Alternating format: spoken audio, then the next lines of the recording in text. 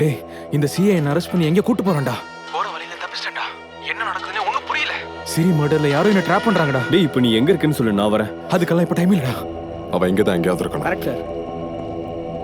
எல்லா இடத்துலயும் சர்ச் பண்ணுங்க. சரி சார். சிரி மர்டருக்கு முன்னாடி நம்ம கேபின்ல இருக்கிற அந்த சீக்ரெட் சிசிடிவி ஃபுட்டேஜ் பாரு. நான் ஆபீஸ்க்கு வரேன். சஞ்சய் ஏய், இல்ல நில்றா. இல்ல புடிங்க சீக்கிரம். அவன் போன் யாருக்கு பண்ணான்னு தெரியும். பாக்குறேன் சார். இப்போ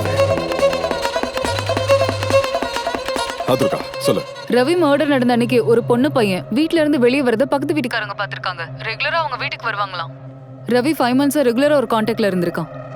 எஸ்பெஷலி சிரி மர்டர் நடக்கிறதுக்கு 1 week முன்னாடி இருந்து அவங்களுக்குள்ள நிறைய கால்ஸ் போயிருக்கு. இந்த நம்பர் யார்தா? சர்ப்ரைசிங்லி இது கூட சரத்தோடது. வாட்?